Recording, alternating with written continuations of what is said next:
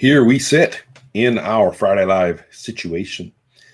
Now, I want to go through three terms: medium, idiom, genre. Okay, why? Because I want to talk about them and what I do. Medium, canvas and paint for painting, words, prose, reading for reading, for written work, a stage, a location, a way to sit and watch, the setup for theater. All of the pieces and parts of production for any of these things in the technology of a particular time and place, so that we could talk about the visual arts as, presented on a tablet or produced on a tablet or whatever, as opposed to, mixing your paints and spreading them on a canvas. I don't care. That's part of medium. Okay, that's a medium. The senses of participation are, of course, part of a medium as well. And I don't really think it's too difficult. I mean, certainly you can dive straight into it. I've actually read some pretty mind-blowing essays just about the technology of the surface onto which film images are projected back when that was how we watched movies, and what the nature of that screen was like, and how that changed through time and under what circumstances, what that did. It was amazing. So yes, lots and lots of little details are really important for medium, and you can just grab onto the activity you're interested in, look at its medium, and then look at all those things, the senses involved, the production, the economics, whatever it is that makes the medium what it is. Fine. That's cool. Then we have an insight about medium, which is really hard to get intuitively. You can understand it when it's explained. I received the concept and I was like, oh, I get that. But I'll tell you what, as a human moving through space and dealing with things, probably wouldn't have come up with it myself, which is that a medium doesn't care what's expressed with it. So therefore, even if you are used to reading in a particular way, I mean, when you're used to reading in a particular way and you have all kinds of built-in assumptions about what kinds of things are right to read, what sorts of reading experiences are there in terms of the content and your relationship to it, and you associate that with reading, with the medium, and yet it is a bit of a shock to realize that someone else could be, in fact, reading something else in that medium. And of course, you say, well, wait, but I knew that. Are you sure? Especially when it comes to pop culture and the grassroots way and the kind of seedy way that any new medium becomes prevalent in a culture. It will do so through the use of particular content, which for whatever reason ends up being responsible or involved in how this medium proliferates and becomes established as normal. So that when movies first appeared and their frankly quite grubby role as peep show devices that you literally walked along a city street and looked right, looked left, and ducked into basically an alley with a curtain across it, and looked at skin pics for a minute, paying your nickel, and then nip out of the alley and keep going, take your train home.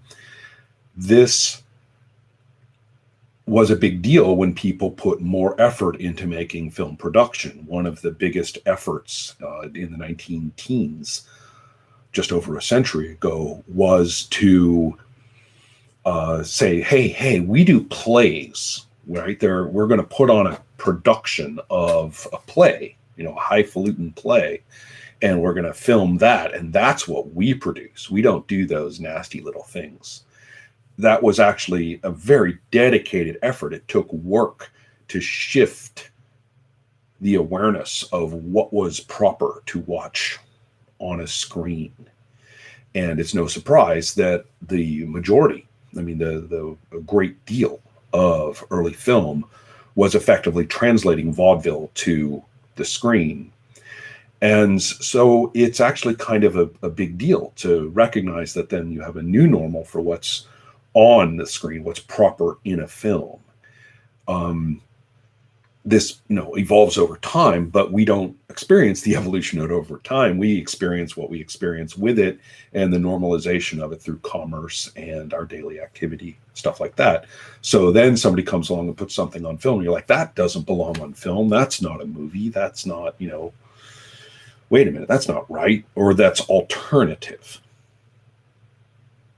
And it has to sell itself as alternative in order to be watched.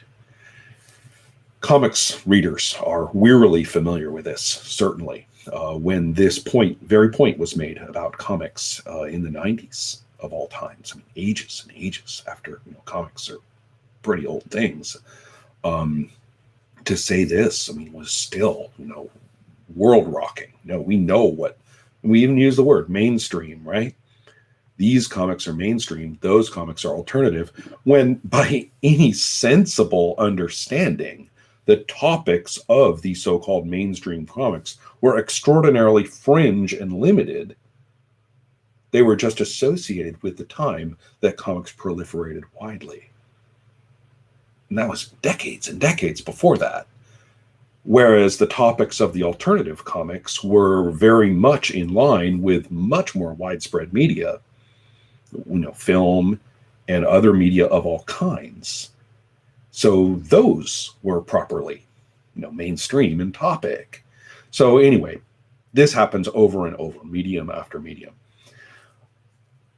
What's expressed through it isn't the medium. Well, that's stated. What about idiom? Okay. People are sort of, twitching. I don't want those highfalutin words in here. I mean, this is going to be boring. Actually, I think idiom is the most important. Idiom is any particular topic / mode of presentation. Period. So therefore, you could start talking about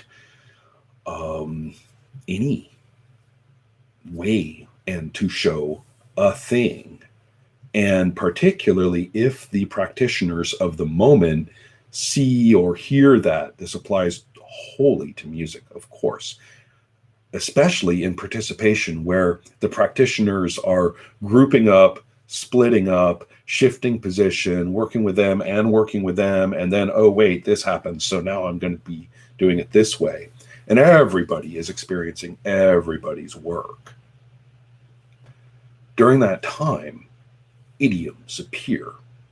And it is, I don't really want to say imitation, I want to say incorporation of what you are perceiving and the bits and pieces of it or the things about it that you want to start doing.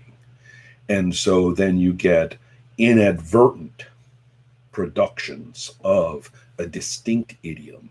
And it's real blurry, and it's never as clear-cut as students of the history of these things want it to be. It would be wonderful if a particular modern-day label for a type of music could be traced to this band, this album, this sound. Oh, look, that's where they made it. That's the moment that it appeared. You are not going to find that. Historians of music are really easily divisible into people who are still romanticizing about that and the people who've gotten over it. It doesn't happen that way. And so idioms, you can, watch them form as nodes and, nexi and plexi. You cannot find, the moment. So, therefore, and I'm being a little vague. Give me, can't you give me an example of an idiom? Well, if I do, you're going to say, oh, a genre. No. Genre is a different concept, a different thing. That happens when an idiom has been in place long enough or has been codified in a particular commercial way such that the next generation of anything in that idiom has to conform rather than simply utilize and mess with. And conform not only in specific presentational ways, but especially in terms of content.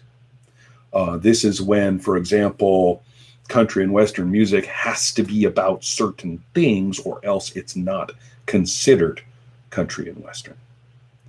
That a particular kind of story, like a noir detective story, has to turn out in certain ways, or you're not doing it right. This is when stories have to conform in terms of theme. This is when music has to conform in terms of mood. This is when what was an idiom of usage, practicing, and an emergent phenomenon of all these people doing it any which way turns into product, because we're putting out another one like that, and therefore we're going to put a spin on it maybe, but the important thing is that you're going to get what you came for because of the previous work. And genre is the death of idiom. And I suspect that it is overwhelmingly distracting. It's almost impossible to wrench your mind out of genre and say, wait, what was it like when it was just an idiom? And I'll just throw a few interesting examples out. When I, put up my little nose in the air back in the 80s at the reference to romance novels, which, if you will recall, in the 80s were had overcame an egregious hump by which they also became extremely profitable by basically becoming, genteel porn. Well, anyway, the point is that this time there was chit chat, and I put my nose in the air and was like, romance novels, and somebody said, have you ever read, the foundation, and in my current terms, the idiomatic production of romance fiction? And of course, my answer was no. Why would I read that trash? And they were like, read this. And so I read Forever Amber, as they said. And it's got everything in it that we call a romance novel. Read retroactively, you're going to read it as if it's, just conforming to genre. When you just say, wait a minute, get all that out of my mind. Your publication, there aren't, the romance novel, as we know it today, doesn't exist. Let's read this and recognize that it's not, a moment of truth. It's the representative that was recognized, that while it was published, tons of others were being published too that were really different. Okay, so you read Forever Amber, and I'm like, it's pretty good. I mean, as a novel. I mean, I'm not saying anything about art or anything like that, but it's a freaking readable book. There's nothing wrong with this. Exactly. All of the cheesy or the trivial or the trite, the lazy aspects of genre production are an artifact of having become genre. It doesn't mean every single one of those original, inputs or productions or representatives of the idiom at the time is awesome. They don't have to be. That's not the point. Many of them are. And many of them are maybe not awesome, but are perfectly solid, perfectly strong production of human creativity and let's do it this way. Maybe they pounded out for a penny a word, or maybe it was somebody's dream piece. I don't care which. So I learned my lesson. And I said, okay, time to get out of this, turn my nose up at action movies, which I did. Nope. Slap, slap. This was in the 90s, and another person who did that. Check these out, clean your mind out of those. I did it myself for horror. I had no interest in horror movies whatsoever. I did for detective fiction. mainly because I read something which was intensely idiomatic. Happened to be the comic book called Grimjack. And it was full of tropes. I mean, it is just like this mashup of genre, if you will. But you end up reading this and you go, oh, well, wait, this has something. And then the author says, well, yeah, I mean, I've read this stuff. And I was like, that stuff. I thought that was garbage. There you go again. Go back, read a whole bunch of certain things, and not even the ones that people say, you got to read Raymond Chandler. No, you don't. There's a lot in that period. A lot. Not just the ones who get picked up as sort of franchise representatives by other media, which is what happened. So, another good example, Western films, for which I had no interest whatsoever. And a friend of mine said, check out a couple. And again, it was a matter of not just watching these sort of classic titles, but spreading out, getting a better view of what it was like before Westerns became codified in terms of what they're supposed to be about. I'll tell you my favorite. It's called No Name on the Bullet. Stars Audie Murphy, and some of you know exactly who that is, and I learned who that was, so I'll chat it up in case you are like I was, don't know. Audie Murphy was an actor in the 1930s and real popular, very popular, and he had this real baby face. So he was always playing these young idealistic guys. And, as he aged, so what? And he's Audie Murphy, and he's got this, his cute grin and is real personable. So very much typecast in that mode. He also went and fought as a soldier in World War II and ended up being, recognized and highly decorated, very brave and kind of terrifying saga of Audie Murphy in World War II, came back and went back into acting. So he was sort of this very, American icon, a big deal. Well, in 1950, I believe, he starred in a movie called No Name on the Bullet. And if you think of MGM as this, weepy, soggy, overly colored, trite nonsense, and fair, okay, for a lot of MGM.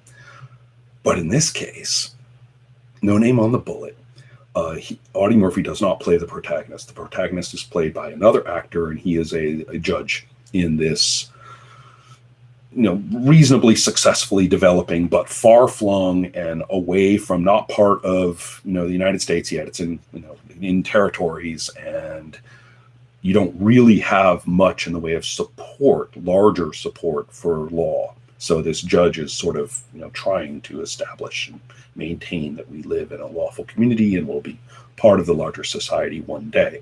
Well, there is this guy who travels about and is an assassin. He's a paid killer.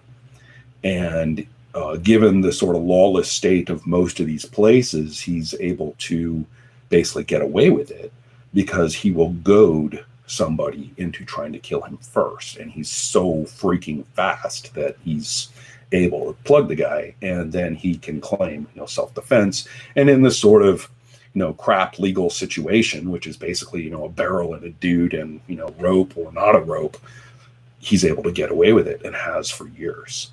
Well, he's played by Audie Murphy. He comes to town and he sits at the bar drinking milk and watches everybody, doesn't do anything.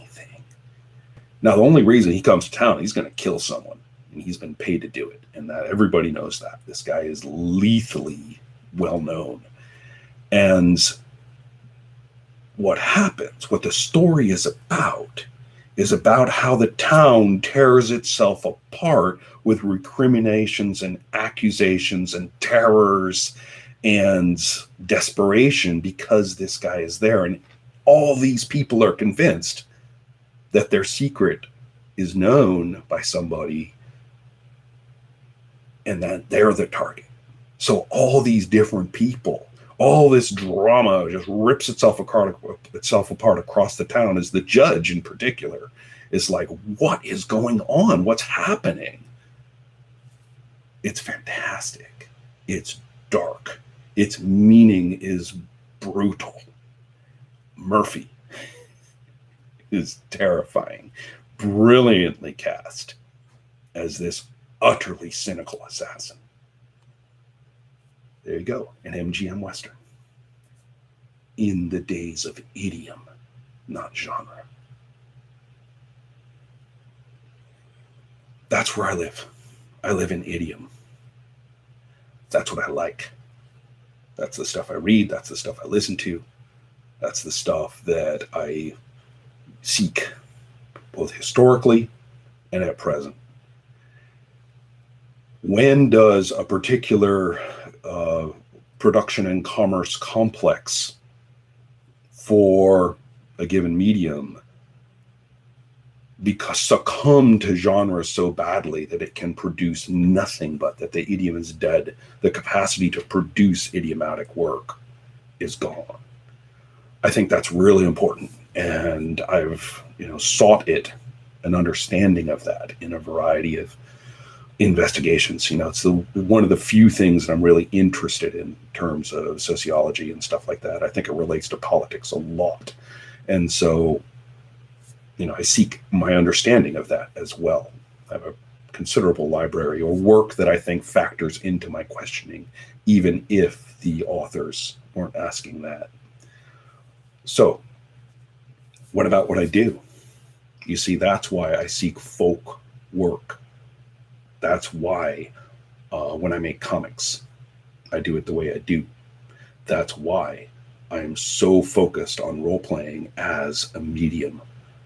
That's why I have sought understanding of this activity rather than just, being in it. Why can't I just shut up and play my silly little role-playing games and, buy the next one and, be happy?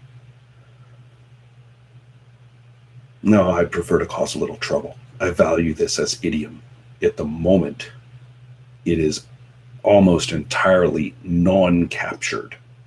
It is still woolly and loose, unpredictable, feckless and reckless. And that's why I write role-playing games, and that's why I play them, and that's why I promote the activity through adept play, in case you didn't know. And that's why I consider that now in, my gray-haired state to be my job, not a hobby. So there you go. That's what I do, and that's why.